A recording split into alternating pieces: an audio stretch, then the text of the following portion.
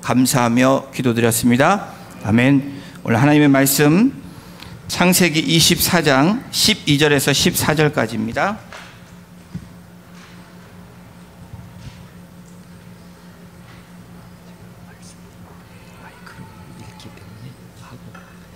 제가 갖고 있는 구약성경 30페이지에 있습니다. 창세기 24장 12절, 13절, 14절이니까요. 우리 세 절이니까 한 목소리로 합독하도록 하겠습니다. 시작. 그가 이르되 우리 주인 아브라함의 하나님 여호와여, 원하건대 오늘 나에게 순조롭게 만나게 하사 내 주인 아브라함에게 은혜를 베푸시옵소서. 성중 사람의 딸들이 물길러 나오겠사오니 내가 우물 곁에 있다가 한 소녀에게 이르기를 청하건대 너는 물동이를 기울여 나로 마시게 하라 하리니 그의 대답이 마시라. 내가 당신의 낙타에게도 마시게 하리라 하면 그는 주께서 주의 종 이삭을 위하여 정하신 자라. 이로 말미암아 주께서 내 주인에게 은혜 베푸심을 내가 알겠나이다. 아멘. 예, 기도의 사람 네 번째, 엘리에셀의 기도라는 제목으로 오늘 말씀 선포하겠습니다. 여러분, 사람은 누구나 이것 한 가지만 해결했으면 좋겠다라는 마음이 있습니다. 이 문제만 해결되면 여러분 갖고 있던 이 머리 아픈 것도 좀 해소가 될 거고, 소화 안 되는 것도 좀 해소가 될 것이고, 잠 못 이루는 이 불면증도 해소가 될 텐데 라고 생각하는 여러분, 이 한 가지가 있습니다. 누구에게인가 이 한 가지는 건강이 될 수도 있고, 또 물질일 수도 있고, 또 가정의 어떤 일일 수도 있고, 또 자녀의 문제일 수도 있고, 또 직장과 어떤 일의 일일 수도 있습니다. 풀려지지 않는 어떤 한 가지 때문에 고민하고 그렇게 어려움을 경험하는 우리들의 삶이 분명히 있습니다. 사람들은 본능적으로 내 삶에 주어진 99가지의 축복보다는 한 가지의 그 결핍된 문제에 집중하는 것이 사람들의 일반적인 모습입니다. 우리 믿는 사람들도 예외는 아닙니다. 99가지의 많은 축복들이 우리의 삶에 내재하고 있고, 우리가 그렇게 있는데도 불구하고 한 가지 결핍된 문제, 한 가지 해결되지 않은 문제로 말미암아 우리의 삶이 괴로움의 시간을 보낼 뿐 아니라 소화도 안 되고 음식도 잘 못 먹겠고 또 머리도 아프고 잠도 못 이루는 그러한 삶을 살고 계시는 분들이 계시다면 오늘 말씀에 집중하시기를 바랍니다. 이와 같이 한 가지의 문제는 저와 여러분들의 마음을 불안케 합니다. 때로는 우리의 삶을 좌절시키고 우리를 낭만케 하는 것이 이 한 가지 어떤 문제입니다. 오늘 본문에 등장하는 믿음의 조상 아브라함도 많은 축복을 받았습니다. 물론 아브라함의 삶을 보면 창세기 12장 1절에 하나님께서 아브라함을 부릅니다. 그래서 이 아브라함에게 뭐라고 말하냐면 고향과 친척과 아비의 집을 떠나 내가 지시한 땅으로 가라 라고 잘 살고 있는 아브라함에게 하나님이 부르십니다. 그래도 아브라함의 믿음의 사람이기에 하나님의 부르심에 순종하고 떠납니다. 여러분, 이 부르심에 떠난다는 게 쉬운 일이 아닙니다. 떠났으면 하나님이 잘 책임져 주셔야 되는데 가는 곳곳마다 어려움이 있습니다. 그래서 급기야는 아내인 사라를 누이라고 얘기함으로 어려움을 겪는 일도 있습니다. 또 아브라함의 삶 가운데 큰 사건 중에 하나는 하나님의 약속의 말씀으로 이 열국의 아비가 되고 어미가 된다고 말씀하셨음에 불구하고 이 약속의 자녀를 취하지 아니하고 기다리지 못하고 어떻게 합니까? 이 육신의 자녀, 세상의 자녀인 이스마엘을 낳게 되므로 지금까지도 이 중동에서는 어려운 시간들을 보내고 있습니다. 여러분, 이러한 상황 가운데 하나님이 그 아들 이삭을 주셨습니다. 그래서 그럭저럭 지금 이 삶이 정말 축복된 가운데, 형통한 가운데 살고 있습니다. 그런데 그러한 아브라함에게도 한 가지 결핍된 문제가 있었습니다. 오늘 본문에서 읽은 것처럼 이 이삭이 40살이 넘었는데도 결혼을 하지 않았다는 사실입니다. 결혼을 하지 않고 있는 장면이 저희가 읽은 창세기 24장입니다.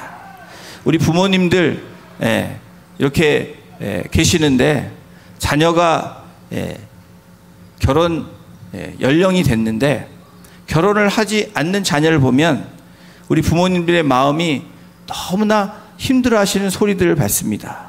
사람 좀 소개해달라는 얘기도 듣고 별별 얘기들 많이 들었습니다. 우리 부모님들이 마음에 자녀가 출가를 해서 온전하게 가정을 가져야 되는데 문제도 없는 자녀들이 결혼하지 않는 모습을 보면서 지금 이 시대에 우리 부모님들이 고민 중에 고민을 가지고 있습니다.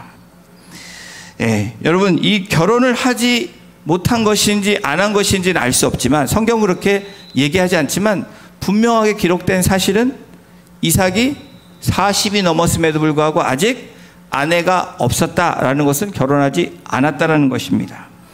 고대 사회의 결혼 연령기를 보면 15세에서 16세인데 결혼을 했어도 벌써 또다시 자녀가 결혼을 해야 될 그 나이가 됐음에도 불구하고 아직도 아내가 없는 결혼하지 못한 이 이삭을 바라보는 아브라함의 마음, 어쩌면 우리 부모님들 아직 결혼하지 못한 자녀를 바라보는 그 마음과 같을 것입니다. 더하면 더하지 어려움 가운데 분명히 그 마음을 갖고 있었을 것입니다. 여러분, 아브라함이 이삭을 낳은 나이가 100세입니다. 여러분, 제가 37의 첫째를 봤는데 그때도 정말 가슴이 뭉클하고 세상을 다 얻은 것 같은 기분인데 자녀가 없다가 100세 아들을 낳았다고 생각해 보십시오. 그런데 이 100세 아들이 이제 15, 16살 지나서 20세가 되면 결혼을 해야 되는데 140이 되었는 이 아브라함의 나이에 이 자녀가 꿈쩍도 안 하고 있는 것입니다. 그렇다고 성경은 기록하지 않지만 그렇게 제가 읽혀지고 느껴졌다라는 겁니다. 아직도 아들이 결혼을 하지 못하고 있기 때문에 남들이 할아버지 누리고 주위를 보면 손자 손녀 자랑에 증손자까지 보는 그런 나이가 됐음에도 불구하고 아직 손자도 보지 못한 이 아브라함의 아주 그 마음이 처참했을 것 같아요. 여러분, 우리 할아버지 할머니들 손자 손녀 자랑 많이 하시죠? 너무 많이 해서 자랑하려면 돈을 내라고 얘기하시는 우리 분들도 계시죠. 사진을 나면은 막 보여주고 입만 뻥끗해도 여러분 환호하는 우리 할아버지 할머니들 첫 손주 봤을 때 그러실 거예요. 둘째 셋째 가면 조금 달라지지만 최근에 저희 타주에 계시는 어느 집사님 하면 여러분들 아실 건데 그 남자 집사님께서 손주를 보셨습니다. 얼마나 손주가 이쁘고 좋은지 피곤한 일을 하고 피곤했는데도 여러분 손주를 안고 놀 줄을 모르신다고 합니다. 거기까지는 여러분들도 했던 거예요. 근데 여러분이 안 한 거를 하시는 이 집사님을 봤는데 갔다 와서 빨래를 하신다고 합니다. 어떤 빨래냐면 아기 기저귀를 빤다는 거예요. 할머니가 아니고 할아버지가. 그러신 분들 없으시죠? 그 똥기저귀가 너무 이쁘고 좋다는 거예요. 그런 얘기를 들었습니다. 그만큼 이 손주에 대한 마음, 내 자녀보다 손주가 나면 더 기쁘고 좋다라는 우리 어른들의 이야기를 저도 아직 경험하지 못했지만 그렇다라는 것을 생각해 보면서 아브라함은 어땠을까? 정말 힘들었겠다라는 생각을 합니다. 그래서 이제 아브라함이 드디어 더 이상 참지 못해서 이 종을 부릅니다. 노종, 늙은 종을 불러서 결혼을 이제 진행하려고 준비를 하고 계획을 세우고 노종을 보내는 장면이 오늘 창세기 24장에 나오고 있습니다. 하나님의 언약을 성취하는 사명을 가지고 있는데 언약의 말씀대로 하늘의 별과 같이 그리고 바다의 모래알 같이 많은 그러한 민족을 이루게 하신다고 약속해 주셨는데 이제 결혼하지 않으면 대가 끊길 상황에 있는 상황입니다. 아브라함에게 이 하나의 결핍은 참으로 괴롭고 힘든 시간입니다. 여러분, 이 상황에서 이 아브라함이 자신이 직접 자녀를, 며느리를 보기 위해서 아까 말씀드린 이 나이든 노종을 부릅니다. 이 노종이 누구냐면 바로 오늘 주인공인 엘리에셀입니다. 오늘 24장에는 나이 늙은 종이라고 표현합니다. 그 당시에 늙었다는 표현은 존경의 표시입니다. 연륜이 있고 그리고 믿을 만한 사람을 표현할 때 이 원어로 늙은 종, 한국말로 늙은 종이라고 표현하지만 그만큼 리스펙트하는 이 종을 부릅니다. 이 종은 창세기 15장에 나오는 바로 이 아브라함이 자기의 상속자로 정한 사람입니다. 그럴 때 하나님께서 너의 상속자는 그 종이 아니라 내가 약속의 자녀로 주겠다고 말하는 이삭을 주므로 상속자에서 벗어난 사람입니다. 바로 다메섹 엘리에셀이라고 창세기 15장 2절은 기록하고 있는데, 여기서 나이든 종, 신뢰할 수 있는 종은 모든 학자들과 모든 성경을 연구하는 분들에 의하면 엘리에셀이라고 얘기합니다. 저도 거기에 동의를 합니다. 여러분, 이 엘리에셀이 상속자로 받은 그 이후로부터 상속자가 되지 못하고 60년의 시간을 흘려보냅니다. 세월이 흘렀고 아들들은 이스마엘, 육신의 아들인 이스마엘을 낳고 약속의 아들인 이삭도 낳습니다. 그리고 엘리에셀의 마음에 상속자라고 받으면 아브라함의 모든 것을 받을 수 있는, 영적인 축복뿐 아니라 재산을 받을 수 있는, 그런데 그렇게 권리를 주장하고 그 마음에 품을 수도 있었는데 아브라함이 이 노종을 부른 것입니다.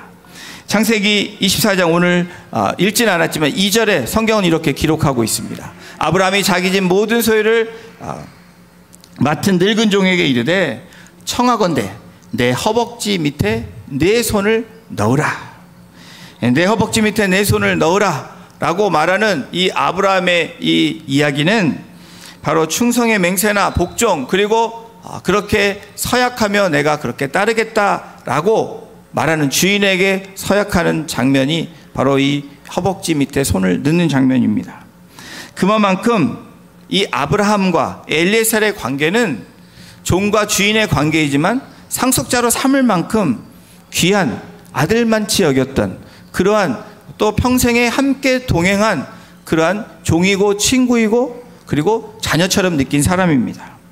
이 엘리에셀에게 이 아브라함이 사명을 부여합니다. 결혼하지 않은 이삭의 신부를 데려오라고 명령하는 사명입니다. 구체적으로 어떤 사람을 데려갈지도 이 성경은 24장에 잘 얘기하고 있는데, 첫 번째로 가나안 여인을 데리고 오면 안 된다라고 얘기합니다. 그리고 나의 시족인 그 사람들 중에서 찾아서 데리고 오라고 얘기합니다. 그러면서 이삭은 데리고 그 장소에 데리고 가지 말라라고 얘기합니다. 여러분, 이 엘리에셀이 아브라함의 명령에 따라 또 순종함으로 떠났던 그 길 거리가 얼마나 되냐면 7,000km, 그리고 마일로 치면 4,530마일 정도 됩니다. 여러분, 비행기를 타고 가도 엄청난 시간이 걸리죠. 근데 그 당시에 걸어갔다고 한번 생각해 보십시오. 뭐 낙타를 타고 갔다고 할지라도 그 시간이 얼마나 오래 걸리고 힘든 여정이었는지 상상해 볼 수 있습니다. 이 아브라함의 노종인 이 엘리에셀의 마음은 부담이 됐을 것입니다. 서약도 하고 그렇게 약속도 했지만 어디 가서 누구를 찾아오는지 아무 디렉션이 없습니다. 단지 디렉션이라면 처녀를 데려와야 되고, 그리고 아브라함과 함께 친척인 그 중에서 그 사람을 하나 데려와야 되고, 또 이삭도 데려가서 보여주면, 신랑도 보여주면 안 되는 상황이라고 얘기합니다. 그런 아브라함의 명령을 받고 신부를 만나기 위해 나홀의 성에 들어갑니다. 창세기 24장 9절 10절에 성경은 이렇게 기록합니다. 그 종이 그의 주인 아브라함의 허벅지 아래 손을 넣고 이 일에 대하여 그에게 맹세하였더라. 이에 종이 그 주인의 낙타 중 10匹을 끌고 떠났는데 곧 그의 주인의 모든 좋은 것을 가지고 떠나 메소포타미아로 가서 나홀의 성에 이르러 10마리의 낙타와 함께 거기에 가진 귀한 것을 싣고 그 신부를 찾으러 떠납니다. 그리고 시간은 저녁이 되어서 드디어 나홀 성에 도착을 합니다. 이 저녁 시간에 갔던, 그리고 우물가 근처에 갔던 이유는 바로 저녁에 또 아침에 햇볕을 피해서 물을 길러오는 여인들을 보기 위함입니다. 지혜는 있어서 그래도 여자를 볼 수 있는, 어디 가서 찾을 수 있는 그 방법 중에 하나는, 자기가 알 수 있는 최선은 바로 우물가로 가는 것입니다. 여러분, 이렇게 긴 여정을 통해서 도착한 엘리에셀이 도착한 후에 여러분 무엇을 했는지 우리는 거기에 주목해야 됩니다. 오늘 저희가 읽은 창세기 24장 12절을 다시 한번 우리 함께 같이 합독합니다. 시작.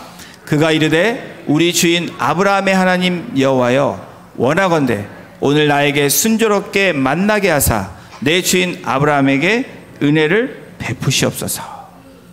도착하자마자 이 엘리에셀의 첫 번째 했던 것은 바로 하나님께 기도하는 것이었습니다. 노종 엘리에셀의 짧은 기도가 오늘 저희가 읽은 12절, 13절, 14절입니다. 이 짧은 기도를 통해서 하나님께서 우리에게 이 엘리에셀을 통한 하나님의 그 응답과 또 어떤 기도가 빨리 응답받는지를 오늘 우리에게 제시해주고 있습니다. 여러분, 우선 엘리에셀의 기도는 어떤 기도였는지, 첫 번째 엘리에셀의 기도는 순종의 기도입니다.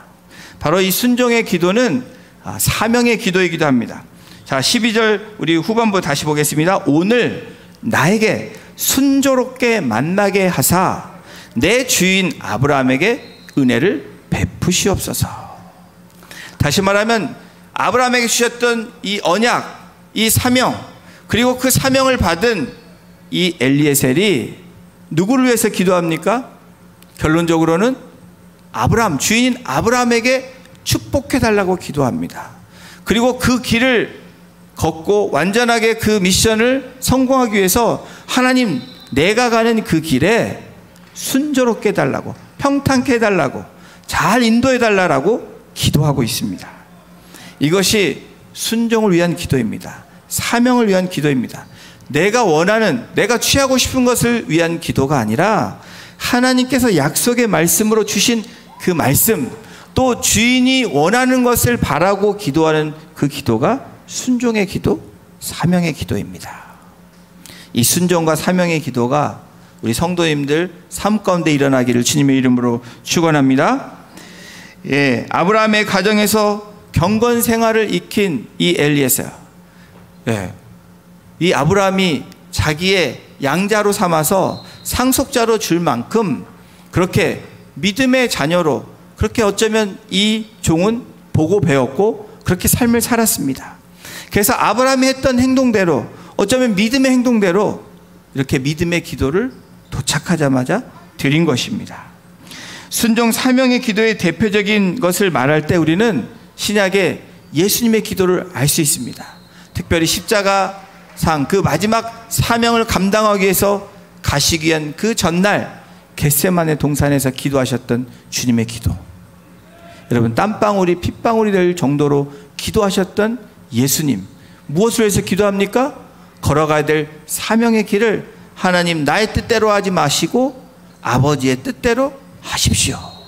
바로 종과 주인의 관계, 그리고 아들과 아버지의 관계에 있어서 하나님의 뜻, 주인의 뜻대로 원하시는 그 기도가 바로 사명의 기도이고 순종의 기도라는 겁니다.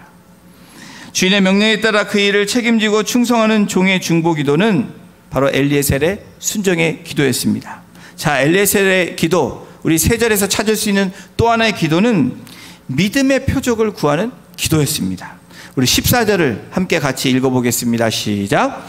한 소녀에게 이르기를 청하건대 너는 물동이를 기울여 나로 마시게 하라 하리니 그의 대답이 마시라, 내가 당신의 낙타에게도 마시게 하리라 하면 그는 주께서 주의 종 이삭을 위하여 정하신 자라.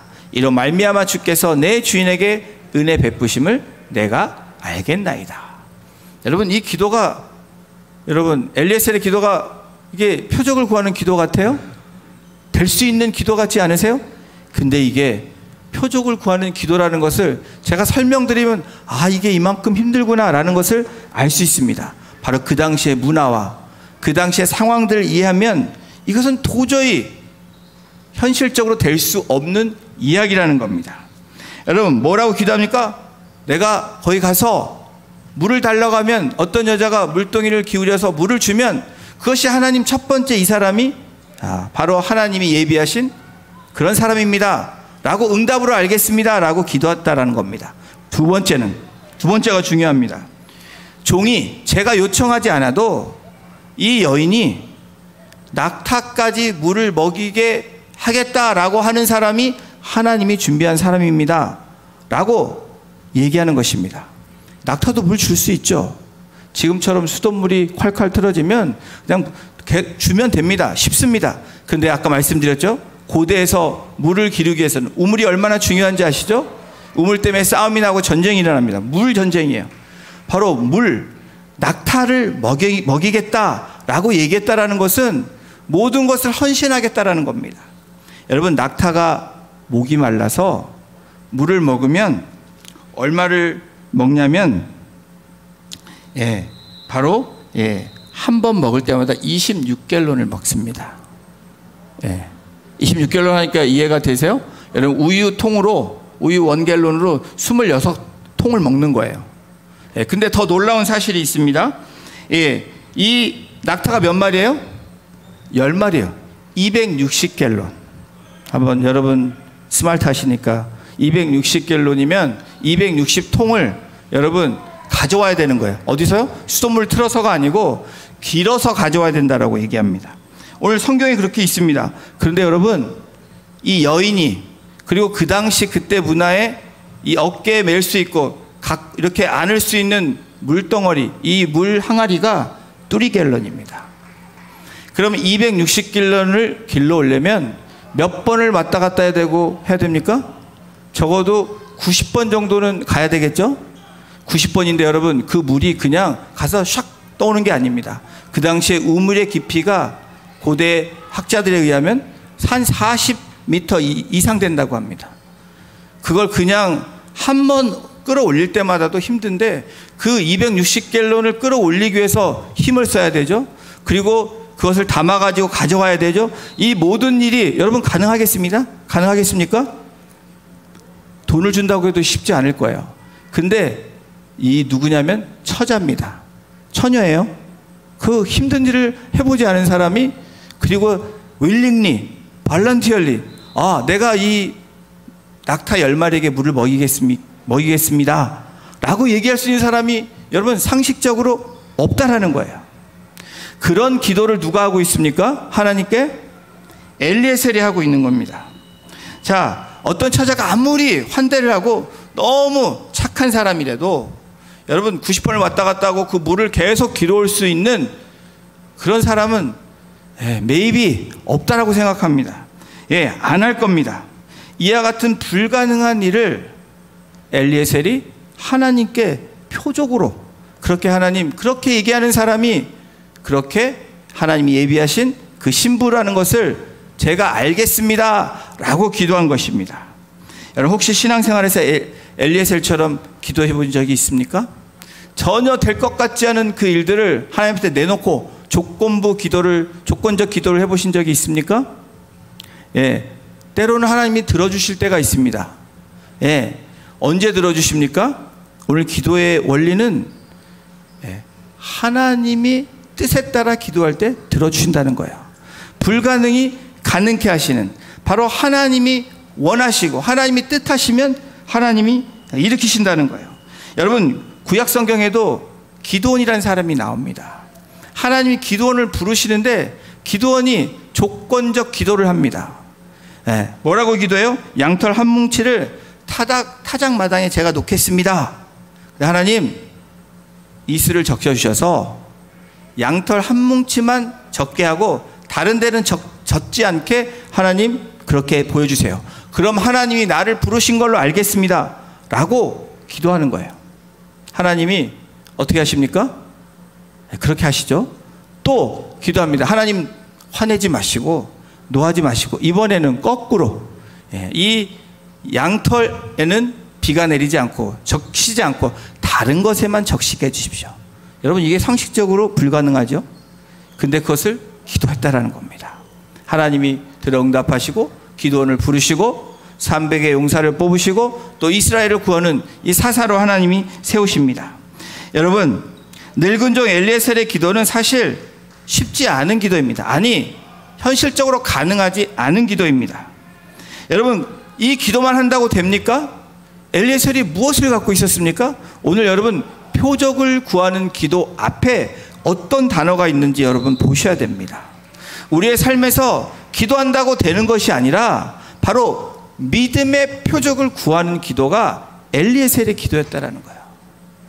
바로 삶을 통해서 아브라함이 하나님을 바라보고 그렇게 나아갔던 그 모습을 바라봤던 그 신앙, 그리고 지금 그 신앙을 토대로 믿음의 표적을 구하는 엘리에셀. 여러분, 저와 여러분이 이 믿음의 표적을 구하는 그 기도의 그 모습이 우리의 삶에 있기를 주님의 이름으로 축복합니다. 여러분, 이것이 있을 때 하나님은 응답하십니다. 이 놀라운 역사들 늘 함께했던 엘리에셀이 하나님 앞에 기도함으로 제가 좀 이따 설명할 텐데 응답하시는 하나님을 우리는 알 수 있습니다. 엘리에셀의 기도, 첫 번째는 여러분 무슨 기도입니까? 순종을 위한 기도, 사명을 위한 기도입니다. 두 번째는 믿음의 표적을 구하는 기도였다라는 겁니다. 세 번째, 감사의 기도를 드립니다. 여러분, 감사는 여러분 마무리의 기도이면서 가장 파워풀한 기도입니다. 여러분, 지금까지 인도하신 하나님 99가지를 여러분들이 감사할 수 있다면 이 한 가지는 문제가 되지 않습니다. 한 가지 문제 때문에 여러분들이 거기에 집중하는 것이 아니라 99가지의 감사함으로 한 가지가 어떻게 됩니까? 어느새 하나님이 그것을 역사하시고 인도하심으로 이 감사의 기도를 통해서 응답하시는 놀라운 그 응답의 기도를 여러분들은 경험하게 되실 것입니다. 그래서 감사 노트를 하는 것입니다. 감사 행진을 하고 우리가 감사의 축제를 벌이자고 하는 것입니다. 자, 창세기 24장 27절을 한번 보십시오. 이르되 나의 주인 아브라함의 하나님 여호와를 찬송하나이다. 나의 주인에게 주의 사랑과 성실을 그치지 아니하셨사오며 여호와께서 길에서 나를 인도하사 내 주인의 동생 집에 이르게 하셨나이다 하니라. 하나님께서 우물가에서 리브가를 만나게 하십니다. 그리고 그 리브가는 처녀이면서 아립답다라고 성경은 기록하고 있고 누굽니까? 아브라함의 친척 중에 한 명입니다. 여러분, 지금까지 지내온 모든 과정을 통해서 이 엘리에셀은 감사의 기도를 하고 있습니다.